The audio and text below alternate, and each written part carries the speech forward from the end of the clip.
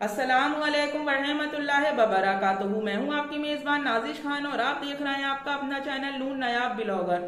आप इस थंबनेल को जरा ध्यान से देखें, फिर देखें कि जो आंटी अपनी इंडिया से सऊदी अरबिया उम्रा करने के इरादे से गई हैं और वहां पर उनका उम्रा मुकम्मल भी हुआ है, मैं उस पर एक बात ये कहना चाहती हूँ। आंटी, आप पब्लिक के सामने रोई, आपने माफी भी मांगी, पर आपका जो ओवर कॉन्फिडेंट है ना आंटी, वो हमेशा आपको लेके डूबता है। अब आप इस थंबनेल पर गौर करें कि सना खान से मुलाकात किसके साथ हुई? इमरान खान के।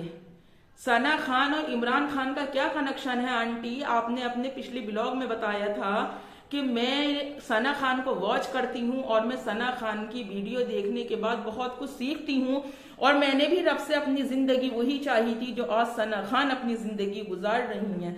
फॉर एग्जाम्पल, जब हम किसी को अच्छा समझते हैं, जब हमें कोई अच्छा लगने लगता है, तो हम उसकी बारे में छोटी से छोटी जानकारी जो है वो कलेक्ट करते हैं। फिर हमारी आंटी को ये बात कैसे नहीं पता कि सना खान के हस्बैंड का नाम सैयद मुफ्ती अनस है, जो कि एक बहुत बड़े आलिम दीन है, जो कि उनका एक रुतबा है, एक खास मुकाम है। तो सना खान को फॉलो करने के बाद भी हमारी आंटी जी, आप उनके हस्बैंड का नाम भूल गई। क्या अपने हस्बैंड बदल बदल कर अब आपको ये शौक चढ़ा है कि दूसरों के हस्बैंड के नाम भी चेंज करूं?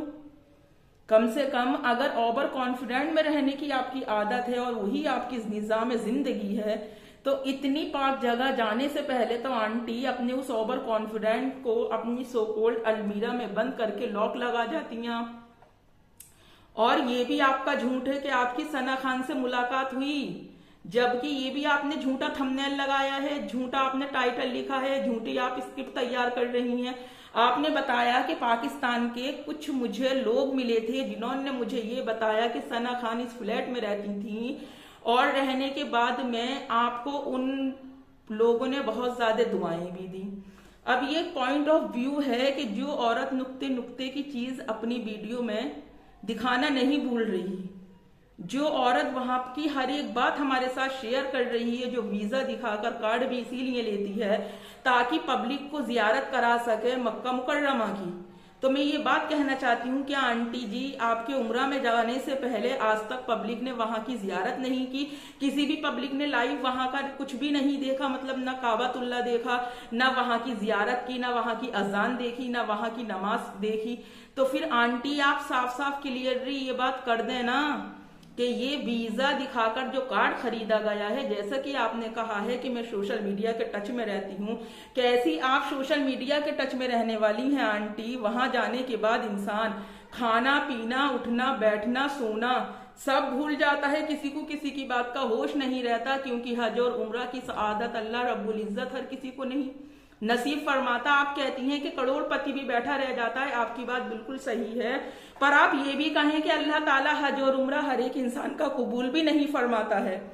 मसलन अगर 2 करोड़ लोग हज और उम्रा के लिए गए हैं, तो ये जरूरी नहीं कि मेरे रब ने उन 2 करोड़ लोगों का ही हज और उम्रा कबूल फरमाया हो। अब यहाँ पर कुछ चमचे आकर कहेंगे कि आपको कैसे पता? तो देखो, अल्लाह रब्बुल इज्जत खुद फरमाता है कि तुम्हारी नमाज कबूल हुई नहीं हुई, इस बात का तुम दुनिया में ही फैसला कर सकते हो, क्योंकि जो नमाज तुम्हें तुम्हारी बेहायगी से रोक दे, वो नमाज तुम्हारी अल्लाह के हुजूर कबूल है। और जिस नमाज को पढ़ने के बाद भी तुम बेहायगी नहीं छोड़ रहे, बेपर्दगी नहीं छोड़ रहे, तो वो नमाज फिर अल्लाह के हुजूर तुम्हारी कबूल नहीं है। चमचो, मेरा सवाल भी सुन लिया, मेरा जवाब भी सुन लिया। अब आंटी जी, ये बात बताएं मुझे कि आपने कहा हज पर आने से पहले, मतलब उम्रा आने से पहले, आपने कहा कि आप उस इंसान को उम्रा पर जाने के बाद भी माफ नहीं कर सकती।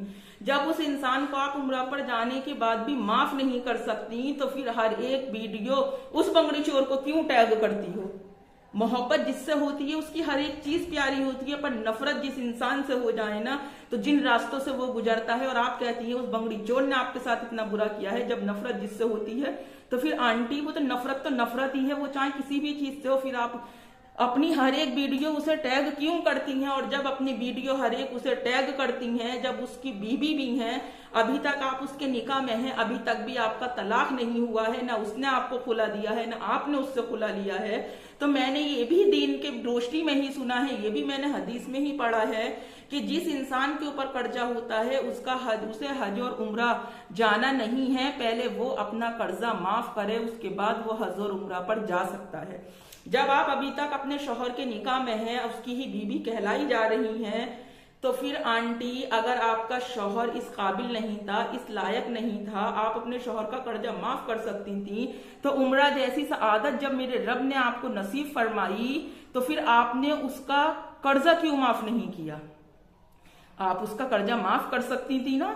अब ऐसा भी नहीं है आंटी कि उन 15 लाख में से आप एक भी रुपये की कर्जबंद नहीं है, या आपने वो 15 लाख आंख से भी नहीं देखे, या उन 15 लाख रुपयों में से 10 रुपये भी उस बंगड़ी चोर ने आपके ऊपर खर्च नहीं किए। ये बात वहां इतनी अजीम जगह बैठकर, इतनी नसीब वाली जगह बैठकर आप भी जानती हैं कि उन 15 लाख का क्या राड़ा था, उन 15 लाख की क्या वजह थी। ये आपके ही सवाल हैं आंटी, जिनका मैं जवाब देती हूँ। तो आंटी उस सूरत में हज और उम्रा पर नहीं जा सकते, ये भी हदीस कहती है, अगर हम किसी के कर्जबंद हैं। और दूसरी बात, हज और उम्रा पर हम जा सकते हैं कर्जा होने के बाद भी, कि अगर उस हज या फिर उम्रा के लिए हमें कोई दूसरा भेजे, यानी कि हमारे सारे इंतजाम कोई दूसरा करे। पर यहाँ पर तो आप अपने पैसे से गई हैं, या फिर हज या फिर इस उम्रा पर आपको किसी ने भेजा है, नहीं भेजा ना, यहाँ पर भी आप अपना पैसा खर्च करके गई हैं। अब मेरा आपसे एक सवाल और, आपने कहा कि आप ये व्हाइट अबाया जो है वो दुबई से लेकर आई थी, जबकि आपने दुबई से जो भी अपनी घड़ी, वॉच, परफ्यूम जो भी लाई थी वो सब आपने अपने ब्लॉग में पब्लिक के साथ शेयर किया था। पर आप ये अबाया शेयर करना कैसे भूल गई? आप कहती हैं कि जब मैंने ये अबाया खरीदा था तभी मैंने नियत कर ली थी कि मुझे जो है वो उम्रा पर जाना है और मैं इसे दौराने उम्रा ही पहनूंगी। ठीक आंटी, जब आपको ये दौराने उम्रा ही पहनना था, फिर आंटी आपने ये तो नहीं दिखाया। इसका मतलब जब आप दुबई से आई थी तभी आपकी जो है नियत वो उम्रा के लिए हो गई थी। आप कहती हैं ना कि अल्लाह नियतों को देखता है, तो जब आपकी नियत उम्रा के लिए हो गई थी और आप उम्रा पर जाने का इरादा कर ही चुकी थी, जैसा कि मेरे रब ने आपका इरादा पूरा भी किया, तो फिर आपने अपनी वो बेहाई की, बेपर्दगी क्यों नहीं छोड़ी आंटी? क्यों आप और ज्यादा खुलकर पब्लिक के सामने आई? क्यों आपने फटी जीन्स पहनकर रोडों के चक्कर काटे? क्यों आपने अपनी बिरा के स्क्रिप्ट दिखाए? क्यों आपने अपनी हर एक बेहायगी को सोशल मीडिया पर शेयर किया? आपकी ही की बात है ना, अल्लाह नियतें देखता है, अल्लाह दिलों के हाल देखता है। कपड़े कोई मैटर नहीं करते। अगर कपड़े कोई मैटर नहीं करते ना, तो आंटी अल्लाह पाक मर्द की कफनी में 4 चीजें और औरत की कफनी में 5 चीजें नहीं रखता। क्यों? क्योंकि अल्लाह ने औरत को पर्दे में ही रहने की चीज बनाया है। मैंने एक बार फिर कहा था, लोगों ने मुझसे हदीस मांगी थी, तो देखो मैं फिर कहती हूँ कि मेरे रब को 3 चीजें बहुत ज्यादा पसंद है और मेरे रब ने उन 3 चीजों पर पर्दा फरमाया है। एक खाने काबे का गिलाफ, दूसरा कुरान का जुज़दान, तीसरी औरत हिजाब पर्दे के अंदर। बताएं, फिर आपके चमचे आकर मुझे जो है वो बयानबाजी करते हैं मेरे साथ। तो कभी मेरे साथ मुकाबला करना हो तो आमने सामने आकर मेरे साथ मुकाबला करो। जितना इल्म रखती हूँ, जितना दीन रखती हूँ, उसकी रोशनी में आपको हर एक बात बताऊंगी। जो मुझसे नहीं आएगा तो वो अपने ओवर कॉन्फिडेंट की वजह से ये नहीं कहूंगी मुझसे ये भी आता है। अब दूसरी बात इनकी सुनिए, उस अबाया का इन्हें यहाँ प्रमोशन करना था, तो देखिए 2-3 हफ्ते पहले का इनका ब्लॉग के इनके बेड पर ढेर सारे अवाये पड़े हैं। ये कहती हैं कि मैं इतने सारे अवाये जो हैं तो वो दुबई से लेकर आई हूँ। जब ये दुबई से इतने ढेर सारे गट्ठर बांधकर अवाया लेकर ही आई थी, तब भी इन्होंने पब्लिक के साथ शेयर करना जरूरी नहीं समझा। तो फिर उस टाइम पे अपने बेड पे वो इतने ढेर सारे अवाये दिखाकर क्यों शेयर की इन्होंने पब्लिक के साथ? क्यों? क्योंकि आंटी को अगर किसी भी मिशन पर चलना होता है, किसी भी मिशन पर जाना होता है, तो हमारी आंटी उसके बारे में रिसर्च 1 महीना पहले करना शुरू कर देती है। रफ्ता रफ्ता रफ्ता रफ्ता हिंट देते देते हमारी आंटी तब जाकर अपनी वो मिशन को जो है मुकम्मल करती है। अब ये भी बात सुनिए, हमारी आंटी आज अपने पैर दिखा रही है कि मेरे पैर इस बुरी तरह से सूज गए। आंटी तब इन पैरों का कोई पछतावा ना हुआ था, कोई अफसोस नहीं हुआ था। जहां सजदा करने की जगह थी वहां पर आप अपने ये पैर इसी स्टाइल में लिए बैठी थी जिस स्टाइल में आज आप लिए बैठी हो। तब आपको अल्लाह का खौफ नहीं आया था? एक बार भी आपने इस चीज को क्लियर नहीं किया कि हाँ मुझसे गलती हुई, मैं माफी चाहती हूँ? नहीं किया। क्यों? क्योंकि आपका नाम नीचा हो जाता, क्योंकि आप इतनी बड़ी सेलिब्रिटी हैं कि माफी मांगना आपकी ईगो के और शान के खिलाफ है। और उस दिन पब्लिक से माफी मांगकर फिर वहां इतनी पाक मुकाम पर पहुंचकर आप फिर झूठ बोलती हैं कि देखिए मेरी सना खान से मुलाकात हुई। कहाँ मुलाकात हुई आंटी, कहाँ वीडियो, कहाँ वो है आपकी? तो मतलब बाहर झूठी वो लगाकर थंबनेल, अंदर कुछ और दिखा रही हैं आंटी आप। आज आप देखिए कि आपके पैर तकलीफ दे रहे हैं। बेशक आप उस मुकाम पर पहुंच गई, आप बेशक वहां की गलियों में हैं, आप बेशक वहां की मस्जिदों में हैं, आप बेशक वहां भी हैं, और आप जो भी इबादत कर रही हैं वो इबादत भी कर रही हैं, पर वो हिदायत के साथ नहीं कर रही हैं। अगर आप हिदायत के साथ, मेरा रब आपको बुलाता तो सबसे पहले आप अपना टैटू यहीं निकाल कर जाती हैं, और जो आपके बेटे के हाथ पर शेर की शक्ल में जो टैटू बना हुआ है ना आंटी, उसे भी निकाल कर जाती। आप नसीब वाला मानती हैं ना, बेशक आप नसीब वाली हैं, मगर वो नसीब किसी काम का नहीं होता है आंटी जिसमें कि मेरे रब की हिदायत ना हो। ये बात भी आपको मैं क्लियर कर दूं। अब आप कहती हैं एक तरफ कि मैं यहाँ पर इबादत ही करने के लिए आई हूँ, क्योंकि आप कम भी खा रही हैं, आप गम भी खा रही हैं, आप इबादत भी कर रही हैं। इतनी इबादत में आंटी आप इतना टाइम कैसे निकाल रही हैं कि आप अपने मेन चैनल पे भी time to time video upload कर रही हैं, और फिर आप अपने फैन पेज पर भी time to time video upload कर रही हैं। ये बात, ये मसला, ये मुद्दा आपका मेरी कुछ समझ में नहीं आया आंटी।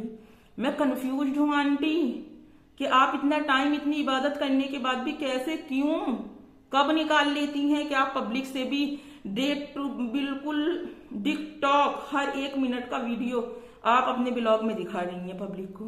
फिर कैसे आंटी आपको इबादत में इतना टाइम मिल रहा है, और एक इतना टाइम मिल रहा है आपको कि आप पब्लिक के साथ लाइव भी आ रही हैं, आप ब्लॉग भी शेयर कर रही हैं, फिर अपने फैन पेज पर भी एक्टिव हैं, अपनी रील्स भी बना रही हैं। जबकि आंटी वहां जाने के बाद इंसान इस चीज को भूल जाता है कि मैं कहीं और भी अपनी दुनिया छोड़कर आया हूं। बेशक वो इस दुनिया में आता है क्योंकि जब जिंदा रहता है इंसान तो दुनियादारी भी जरूरी है, पर आंटी ये जरूरी नहीं है कि वहां जाकर भी वो सोशल मीडिया के टच में रहे। जबकि आपको ये सोचना था कि मैं कितनी परेशानी में मेरे रब ने मुझे यहाँ पर भेजा है, कितनी बातें होने के बाद मैं इस मुकाम पर पहुंची हूं, तो कुछ दिन के लिए मैं सोशल मीडिया से दूर रहूं, कुछ दिन के लिए मैं लोगों से कनेक्ट ना रहूं, कुछ दिन मैं अपनी रील्स वगैरह नहीं बनाऊं।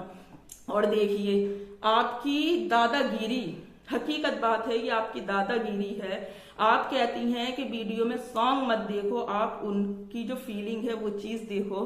तो आंटी दिल तो बच्चा है, जब इंसान सुनेगा काबातुल्लाह की जियारत करते वक्त, तो आंटी उसका ध्यान तो वहीं जाएगा कि दिल तो बच्चा है कौन सी फिल्म का सॉन्ग है। सोचे आंटी, कम से कम थोड़ी लिहाज करें, थोड़ा एहतराम करें कि अल्लाह ने आपको इबादत करने के लिए कहाँ बुलाया है, क्या आप इबादत के नाम पे यही कर रही हैं?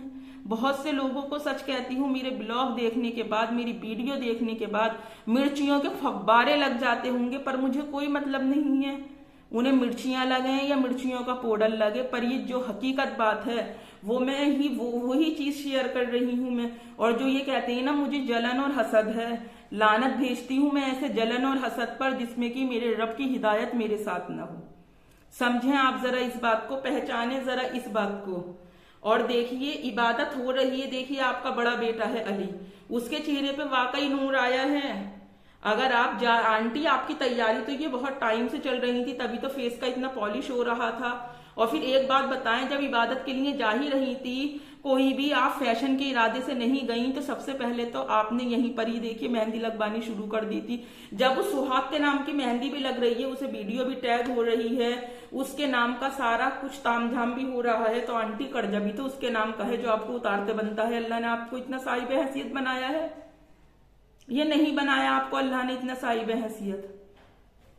और देखिए आपने कुरान लिया, उठाया कुरान, जबकि आपकी एक गलती में ये बताऊं, आपने कुरान उठाया, दिखाया, वापस रख दिया। जबकि अगर आप दिल में भी कुरान पढ़ रहे हो तो होठ हिलाने हैं, मतलब इन होठों से इजहार करना है कि हम जो अल्फाज पढ़ रहे हैं तो वो क्या पढ़ रहे हैं। और आंटी आप तो कुरान पढ़ी ही नहीं है, जब आप कुरान पढ़ी ही नहीं है तो फिर दुनिया भी दिखावे मत करिए आंटी। आप कहती हैं ना अल्लाह दिलों के हाल देखता है, अल्लाह नियत देखता है, तो उसी पर डिपेंड रहें। फिर ये दुनिया भी दिखावा ना करें। जितने दिन आप वहां हैं सोशल मीडिया से बिल्कुल दूर हो जाएं। वीजा लेकर कार्ड भी मत लें, पब्लिक है तो ही भी सर्च करके देखना चाहे तो देख लेगा, आपके दिखाने से कुछ नहीं दिखेगा। मैं आपकी इस बात से बिल्कुल भी सहमत नहीं हूँ।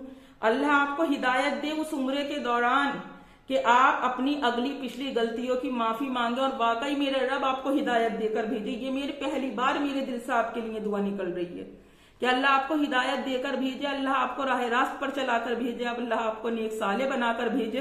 ऐसी दुआएं हरगिज मत करना आंटी जो आप रमजान में बैठकर सर पर दुपट्टा करके आपने अल्लाह से की थी। इस बार अपने लिए जो भी दुआएं मांगे तो वो दिल से मांगे, रो रो कर मांगे, गिड़गिड़ा कर मांगे।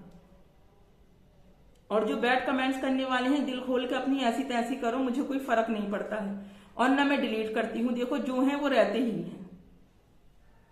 जिसे पसंद आए वो लाइक करो, नहीं पसंद आए डिसलाइक करो, पर चैनल को सब्सक्राइब करके बेल आइकन प्रेस करना हरगिज नहीं भूलें। नेक्स्ट वीडियो में फिर मुलाकात होगी, तब तक अपना और अपनों का ढेर सारा ख्याल रखें। मुझे भी अपनी दुआओं में याद रखें। अल्लाह हाफिज।